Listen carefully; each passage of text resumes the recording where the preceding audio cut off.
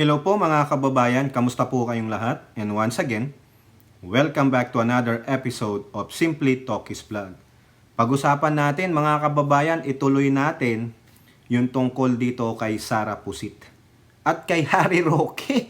No continuation po ito. Kumbaga isipin nyo na lang part 2 nung nauna nating video. Meron pa po meron pa pong natuklasan ang mga otoridad dito, no? Na kumbaga si Harry Roque may latest update sa kanyang pagtatago. At si Siminette nahuling nagsisinungaling. Dinamay pa ang opisina ng Vice President. So yan po, no? At yung pang iba pang sinabi ng mga mambabatas tungkol dito sa pag hindi niya pagsipot sa kanyang budget hearing sa plenary, no? Na walang mahanap na naman sila ng dahilan. Talagang meron talagang si Pusit. Nagsasaboy na naman ng maitim na tinta. Yan po mga kababayan, pasensya na, no? Pero bago tayo magpatuloy, tayo po ay magbibigay pugay at pasalamat sa lahat ng ating channel members, followers, subscribers, nagla-like at nagsishare ng ating mga videos, sa mga nagbi-video replay, sa mga nagsishare ng kanilang blessings, sa nakakasama natin sa ating video premiere at live streaming. Maraming salamat po sa inyo. At patuloy po kayong sumusuporta sa ating mumunting channel, no? Hindi ko na po kayo maisa-isa. Shout out po lahat sa inyo. So, mabilisan lang tayo, maiksi lang po to mga kababayan, no? Unahin natin yung kay Harry Roque muna. Kasi yung una nating video, yung part 1, may nagsampa na ng kasong disbarment sa kanya. Hindi maibigay yung specific details kasi nga po, bawal daw po yun. Sabi ni Attorney Matibag, hindi po pwede. No, hindi mo pwedeng ipagkalat na yung ganito, pinagbabawal po yun ng Supreme Court. Baka maging nonsense yung kasong ipinal niya, at baka ma-reprimand pa siya ng Supreme Court. Pero binigyan niya tayo ng idea, isa sa mga yon ay yung deepfake video. Pero yun po ay kinontra ni Harry Roque. Sabi niya, ako po ay pinupulbos ng Quad Committee. Ayun. Para rin siyang pusit. Di ba? Ang sinisisi, yung Quadcom. Simula pa lang sinisi niya na ang Quadcom. Dahil daw nasira ang buhay niya, nasira ang relasyon niya sa pamilya niya.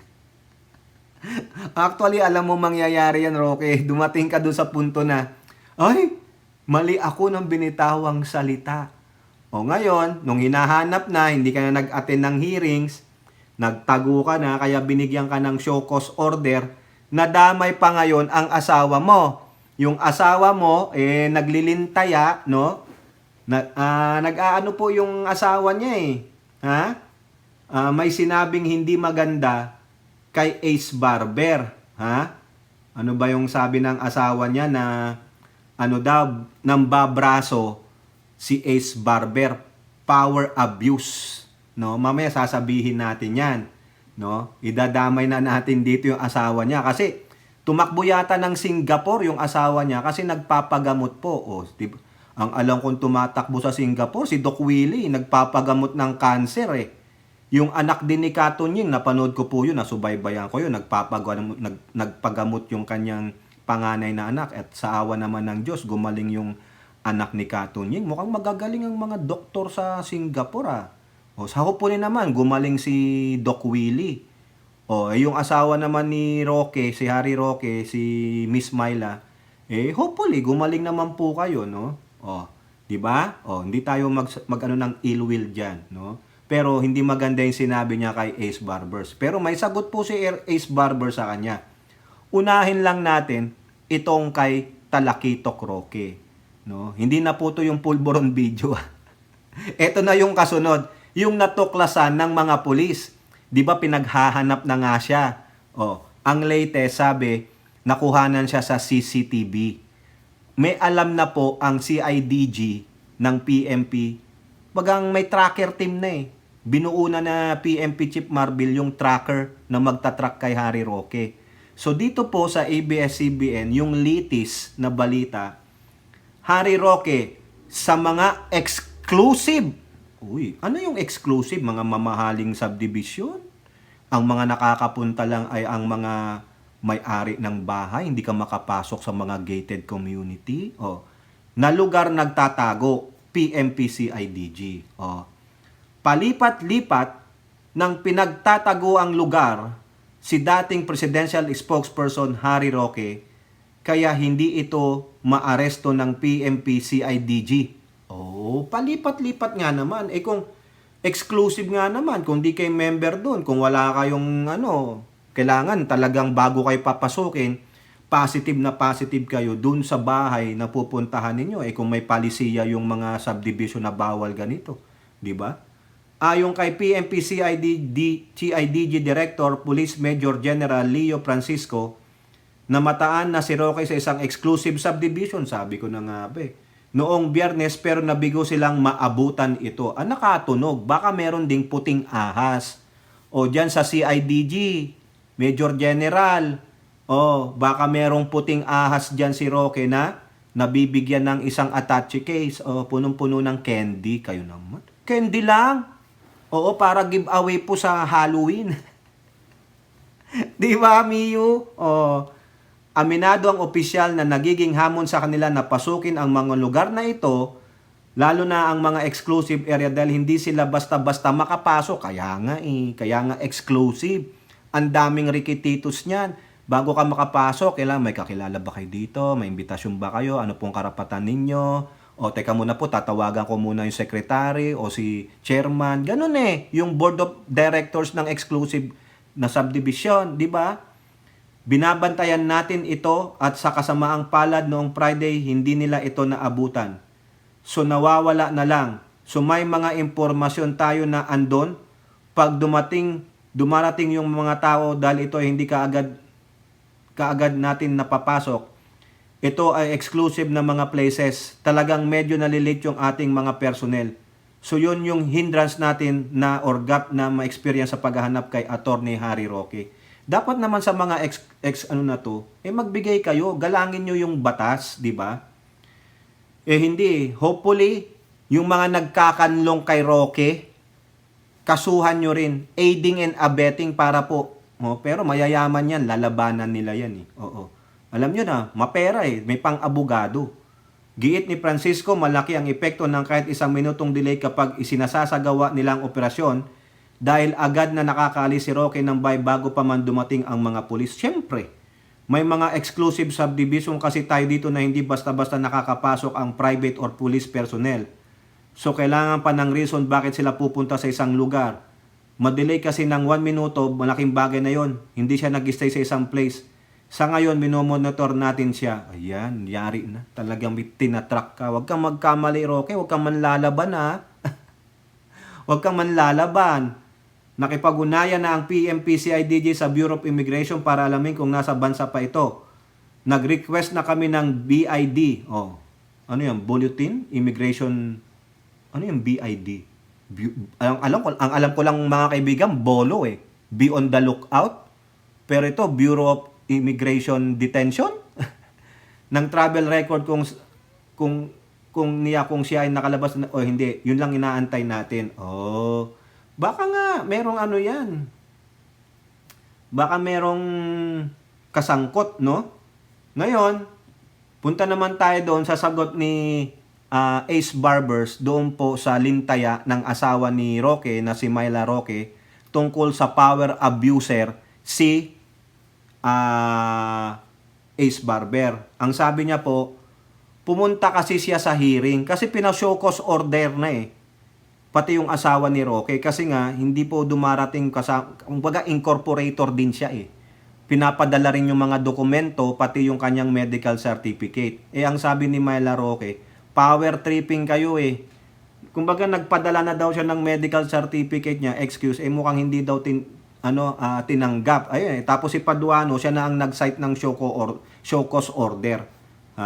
Eto po, House Committee on Dangerous Drugs Chairperson in Surigao del Norte Representative Robert Ace Barbers debunk, pinabulaanan po, the claim of Myla Roque, the wife of former presidential spokesperson Harry Roque on the conduct of the Quad Committee hearing.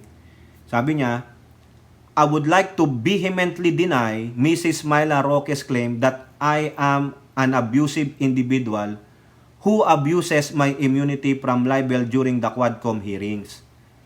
If she would have the time to watch the Quadcom hearings from the first to the sixth, our latest, which can be viewed on various social media platforms, she can clearly observe and see that as Quadcom chair, I was the one who acts as the rudder of the team. Yung tinatawag na rudder, siya lang yung nagmamando, siya lang yung parang leader, ha? Okay? O tingnan natin para maintindihan nyo yung ibig sabihin ng rudder, no? O paano ba banggitin to? Tama, rudder. Rudder. Mio. Rudder. Ha? Tanong natin si Google paano ibigkasin. Elora. Rudder. Rudder. Ang bilis naman nun. Maritel, rudder. Yan. Ibig sabihin po niyan, parang siya lang po yung nagtitimon. Siya lang yung driver. Ganon. Controlling the movement. Parang sa barko. Ganon. Ha? Okay? Siya yung taga-timon. Okay? Tool for steering. Steering or steering. Steering, yung ganon. Para kang ikaw yung driver. Designated driver. Di ba? Acting as a rudder. Rudder, sabi niya. Sabi nung Google daw, ang pronunciation, rudder. Anak ng show, para ang hirap naman ito. Hoy, Hattori, turuan mo nga ako dito. Sabi niya, ito pa, tuloy natin mga kababayan. Very calmly, leading house leaders and panel members. Ayun na lang, nakuha nyo na. Leader. In toning down some unnecessary remarks or comments as the probe goes on. Naalala nyo? Si Paduano saka si Dan Fernandez, muntik nang mag-away. Sabi ni Ace Barber, nakalimutan niyang i-off yung mic. Uy, huwag kayo mag-away dito. Kasi si Paduano, ang init ng ulo nung matanda na yun. Okay, kung Paduano, shout out, wag mo akong pasokos order ha. Ipasokos order mo na si Elora saka si Miyu, saka si Maritel, silang tatlo. Ang sasabihin lang nila sa'yo, kung Paduano, wa pakels.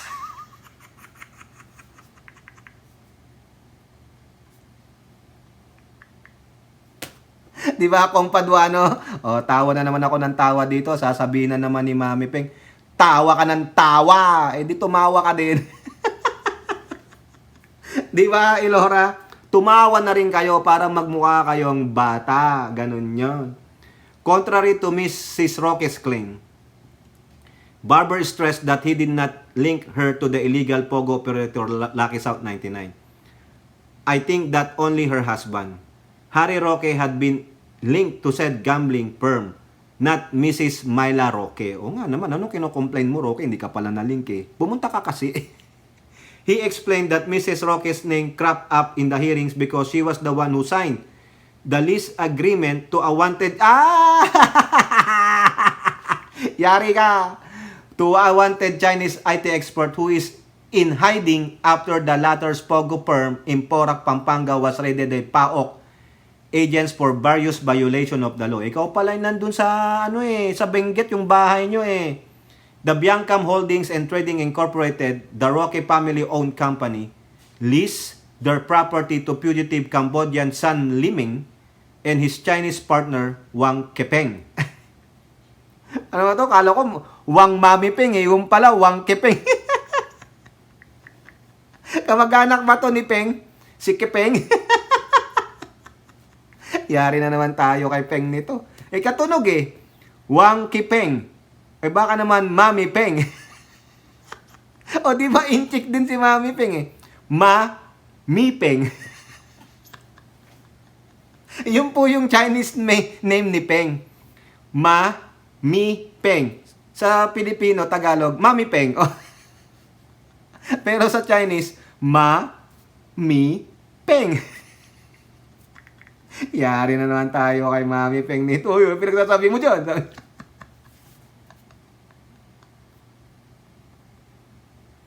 Ayun yung kay Mami Peng. Mami Peng, reviewin mo to. Both allegedly engaged in financial scams, victimizing investors in China. O nga naman, Roque. O Myla Roque. Mrs. Roque was invited to the hearings but did not attend.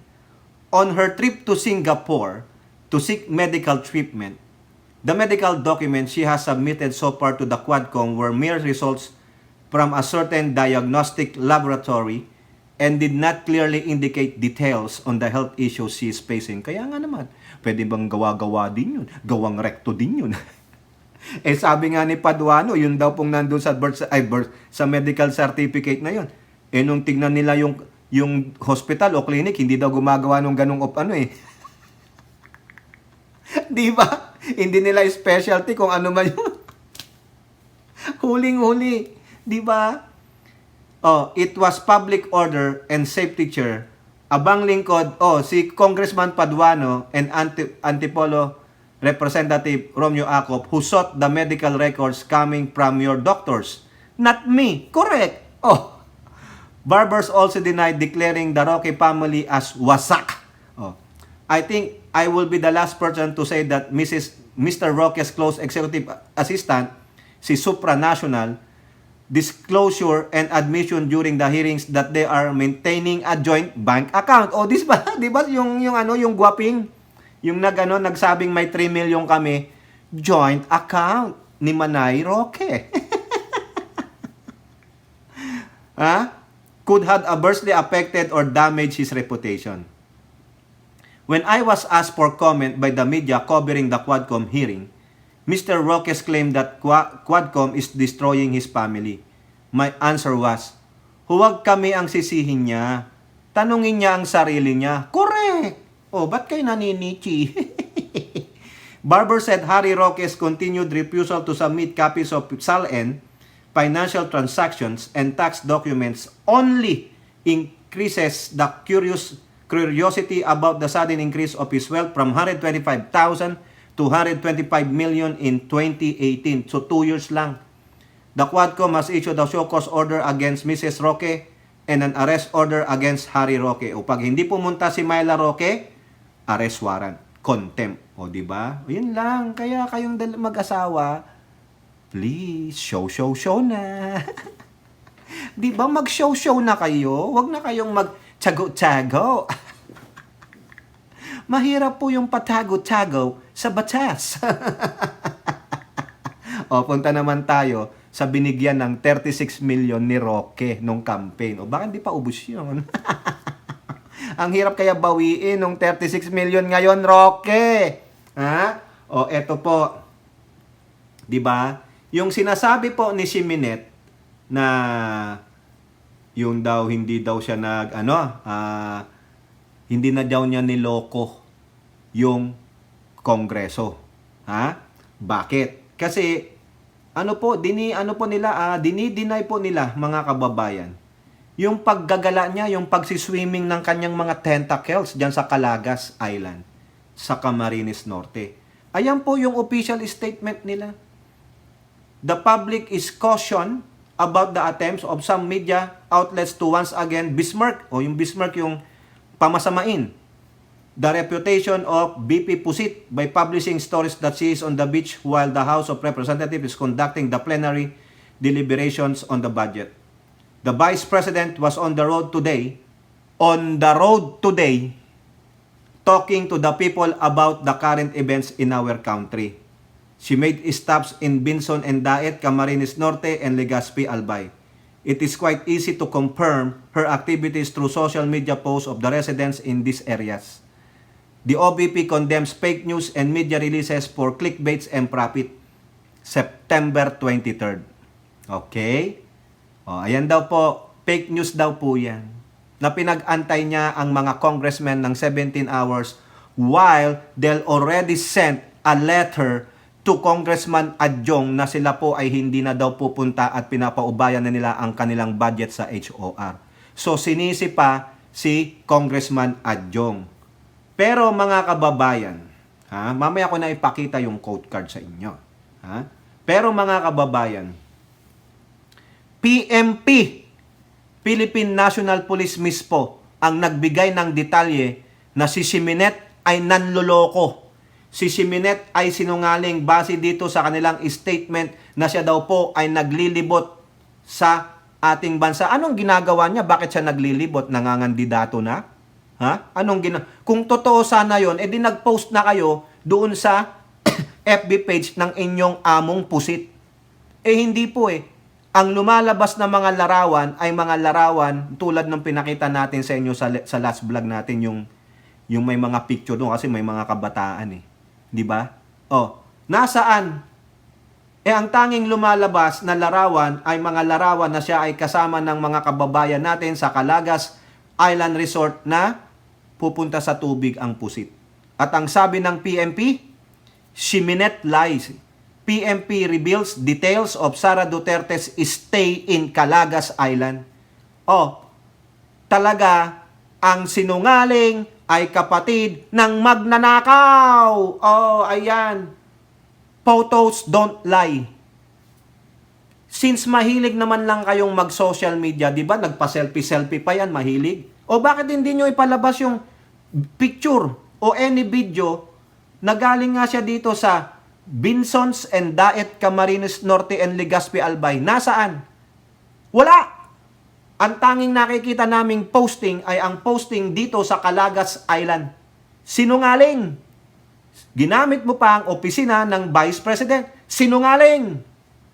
Photos don't lie and neither does a police report. VP Sara Duterte might dismiss political report about her visit to Calagas Island as fake news.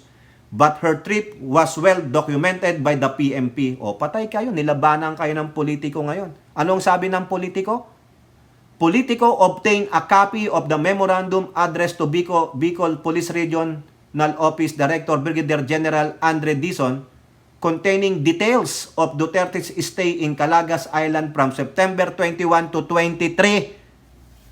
Bastos pala kayo di ba? Mula Sabado hanggang Lunes, as well as her subsequent trip to the towns of Binson, Camarines Norte. Totoo yun, Binson. Nagpunta siya. Pero nasaan siya? Anong pinapakita niyang mga picture? Paggagala lang. Di ba? According to the memo, Duterte arrived in Binson at around 6:30 a.m. 6:30 a.m. September 21 with her entourage.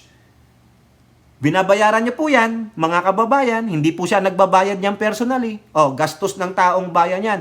With her entourage. From the Palencia docking port, they boarded a motorized boat to Mahabang Buhangin Beach. Tapos sabi nyo, anong sabi nung memo? Talking to the people about the current events in our country. Wow! Ano ang sabi ng politiko?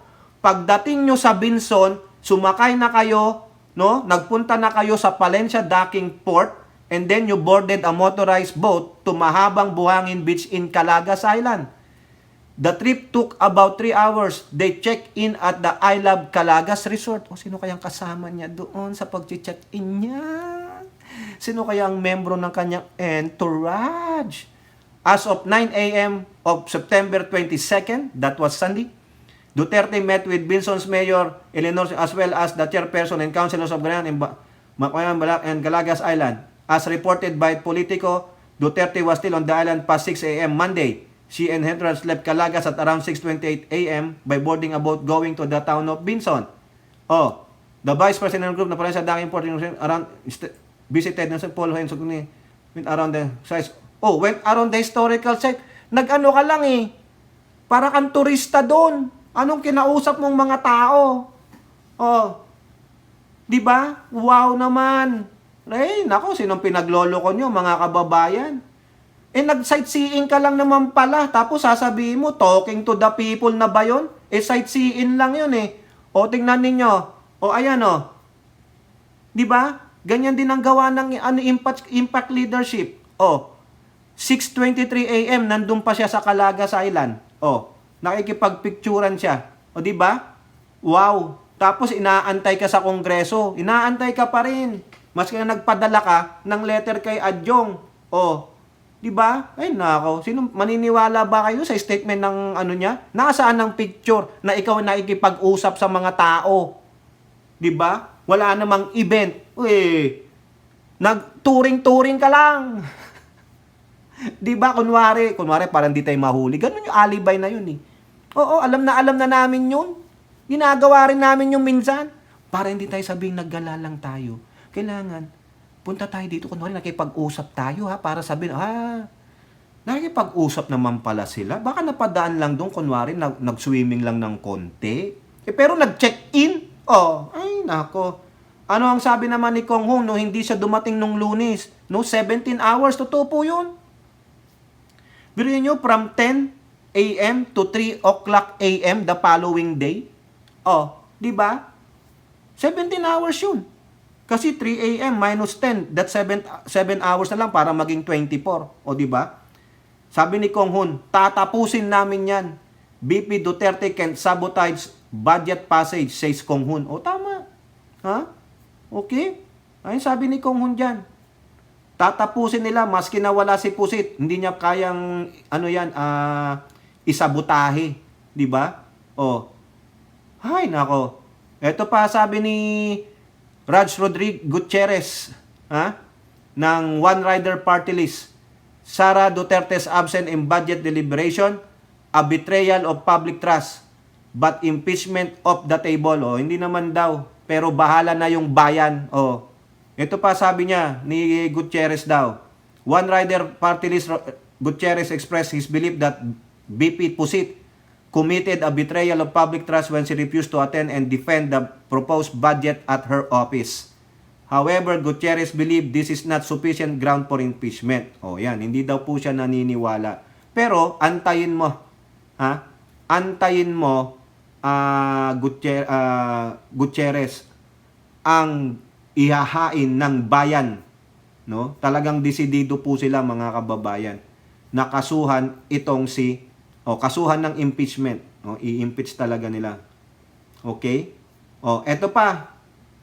Ang sabi dito, may nagpadala sa atin mga kababayan.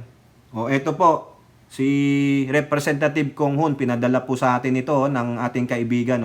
Pakinggan ninyo, panoorin ninyo. Ang gagawin dito dahil yun nga, first time na nangyari ito. At kailangan mag-usap-usap ang miyembro ng Kongreso kung paano i-approach. No? Hindi namin masasagot ng kami lang to dahil syempre ito ay usapin na kailangan desisyonan ng buong Kamara de Representante. Alam mo, she can come here eh. She's been here twice. She went here during the budget briefing in the committee level. She went here last week when we had the first hearing on good government. So she has time to go to the beach. She should have time to come here. Pag madami ng absent sa classroom, may drop na. Parang ganun ba yan? So yun po. Tulad ng sinasabi ko sa inyo. Pag madami ng absent, diba? Drop na. Ganun po sa college eh. Oo. Di ba sinikwento ko yan sa inyo? 3 unexcused absences. Hindi siya consecutive.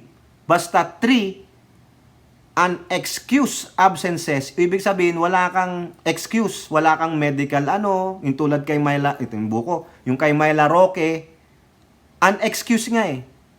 No? Drop ka na. Sayang yung binayaran mong 3 units or 5 units. Kung ang per unit mo ay 250, hindi nagsayang ka ng 750? Kung 5 units, 1,250? Yari ka sa tatay mo o sa nanay mo.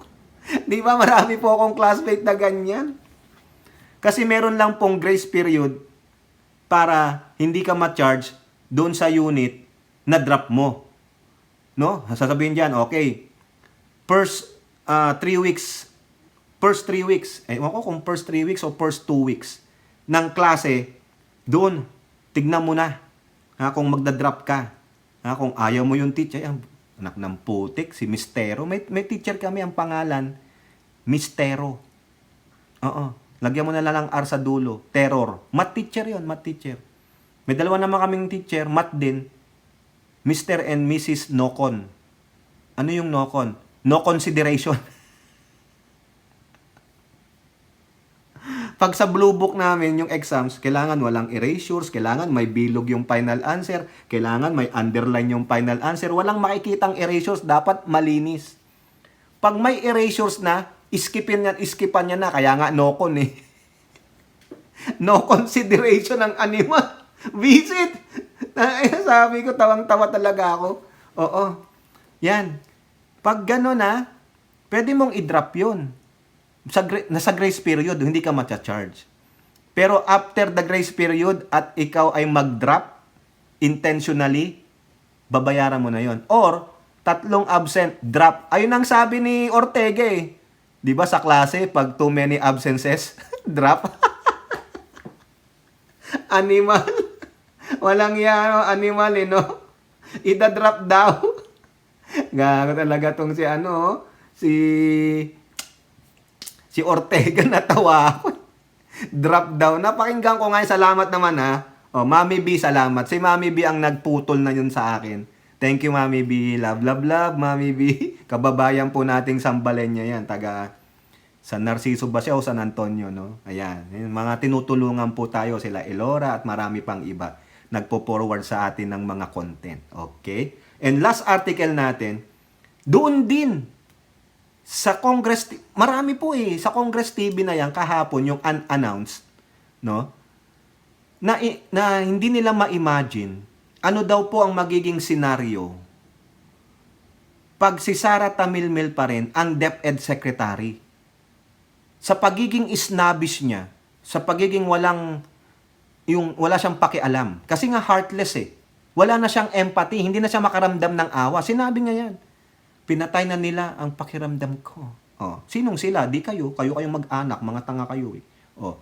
Sabi sa Manila Bulletin, after budget debate is snubbed, Solons wonder about worst case scenario if BP Sara stayed at DepEd. O di ba? Ilang libo ang maaapektuhan dyan. Hindi lang mga guro. Pati mga estudyante. Mga administrators, yung mga non-teaching personnels. Di ba? Oh, ayun ang nakita nung mga nasa mga nasa quadmen tuloy. Yung nandun sa kahapon sa Congress TV. Ha?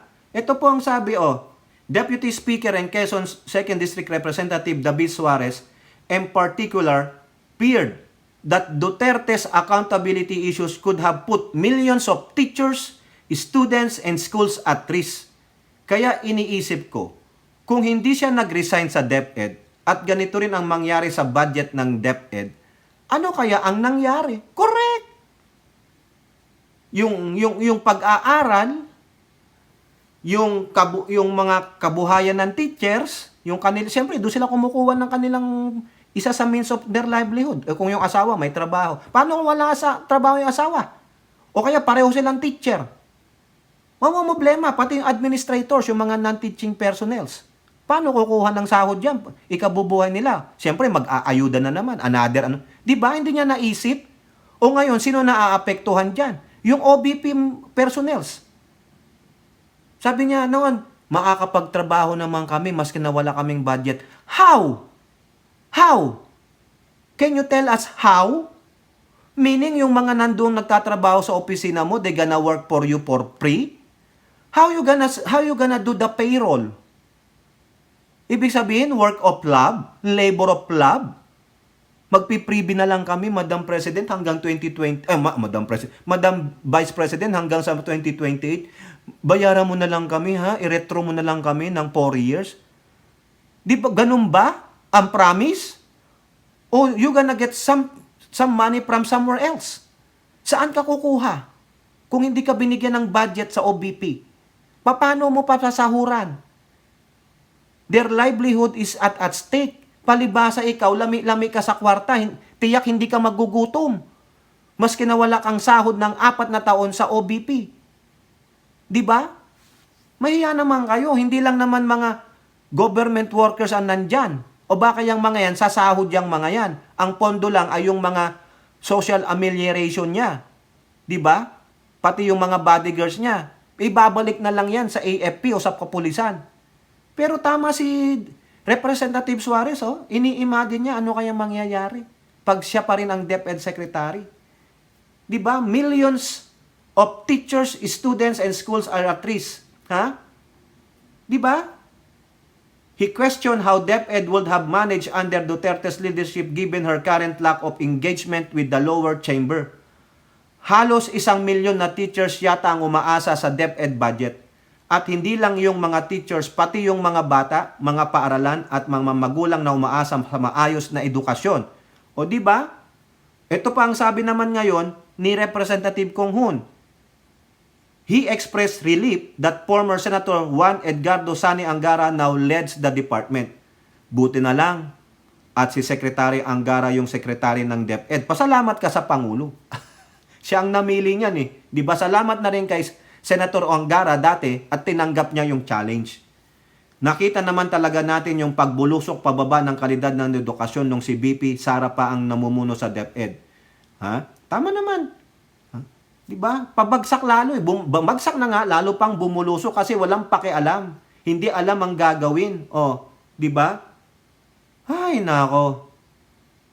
Ito naman ang sabi ni La Union Representative Paulo Ortega, sila ngayon nasa Congress TV kahapon eh, pointed out that this could be all just be a question of leadership and not necessarily on Duterte's role. Can you lead the department? Can you lead your can you lead the department? Can you lead your office? Kaya mo bang i-lead ang Pilipinas? Kaya mo bang i-lead yung constituency mo? Correct. Those are the right question. 'Di ba? Ang sasagot niyan ng oo ay yung mga minions ng Duterte kasi bulag yung mga yan eh. Kung ako sasagot diyan, hell no. 'Di ba? So kung may problema ka bilang leader, paano yung mga umaasa sa iyo at saka mga nasa likod mo? Correct. So it's a leadership problem and a leadership question. Correct. Tama po sila. Buti pa tong mga nasa young guns ang gagaling. 'Di ba? Tingnan ninyo. Ito. May nakuha po akong report dito Napunta na sa plenary yung budget ng DepEd. Ano nangyari? Manila Bulletin, isingit natin ng saglit. DepEd thanks House of Representatives for approving 793.1 billion pesos budget for 2025. Ayan. Nagpapasalamat po sila. Ang budget sponsor ay yung dating kaalyado ni Pusit na si Representative Carmen Zamora.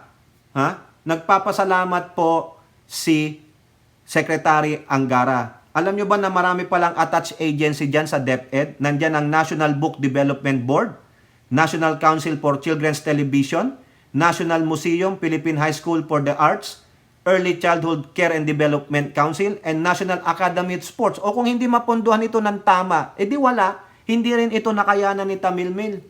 Sumobra po siya, no? Kaya nagpapasalamat po si Secretary Angara, no, sa House Speaker, sa kanyang budget sponsor, and the members of the House of Representatives for approving the proposed budget. Nakita nyo yan? Edi tuwang-tuwa pa. Ano pang sabi ni Secretary Angara? Sabi dito, the budget for next year includes the construction of the new classrooms, rehabilitation of school buildings, and a computerization program. The 2025 budget will also cover learning and equipment tools, additional teaching positions, teacher training, school-based feeding programs, government assistance and subsidies, among others. Ang daming pwedeng ni Secretary Angara, mga kababayan. Di ba? Ang ganda nito. Alam nyo ba, meron pa siyang isang gustong i-include sa mga paaralan ngayon? Coding. Alam nyo yung coding? Paggawa ng computer program. Yung mga ibang bata dito, ang gagaling ng gumawa ng yung sa robotics. Nakakapag-program na sila sa mga high school. Oo. Nabilib nga ako High school lang, nakakagawa na sila ng mga robot-robot. Yung iba nakakagawa na ng mga application sa mga iOS and Android. Pwede niyong pagkakitaan yun Gumawa kayo ng app na yung pwedeng makatulong sa mga bata. O simpleng math lang. Tutorial, ganon. O, di ba? Makakatulong. Iparegister nyo sa iOS o sa Android o di kikita kayo pag dinownload, di ba? Galing yun. I-ano nyo sa mga bata coding para at least, o kaya iba naman dito sa high school, yung clinical, yung mga parang CNA. Oo, yung anak kong pangalawa, bumili ng scrub. Kasi daw, nung freshman siya, meron siyang ganong extra subject. Yung, yung parang maging nurse ba? O yung ganon. Di ba? RN 2 cents, ganon. Oo, yung mga parang vocational courses ng TESDA, ipasok nyo din. O yung coding, maganda yan. Yung nursing, maganda yan. Pagiging bumbero, police, lahat. Para matutunan na nila, para alam na nila sa darating na panahon nila habang nag-high school sila, meron na silang projection kung ano yung doon sila magaling, ano yung expertise nila, ano yung gusto nila. Di ba? Hindi yung dikta ng magulang nyo. Di po ba? Tama, mali. Hindi yung didiktahan ka, anak, gusto ko nursing ha. Yan ang kunin mo. Hindi pala, ayaw niya pala ng nursing. Cosmetology. Gusto ko na magkulot at mag-manicure, pedicure. Oh, ayoko ng nursing. Ayoko ng dugo-dugo. Di ba, RN 2 cents? Joke lang ha. O, pinapatawa ko lang kayo. Di ba ang ganda? O, at least pinagkakatiwalaan nila. Si Senator Angara, wala nga question dyan si Pusit. Si Castro, kasi nga, bet niya si Angara. Magaling. O, di ba? Approve. Walang problema. Pasalamat na lang. Magaling ang pinili ng Pangulo. Mahusay pa rin kumilatis ang Pangulo. Nagkamali lang siya kay Puset. Kayo po, ano po inyong masasabi? Comment down below and don't forget to like and share. Hope to see you on the next videos. Bye-bye. God bless.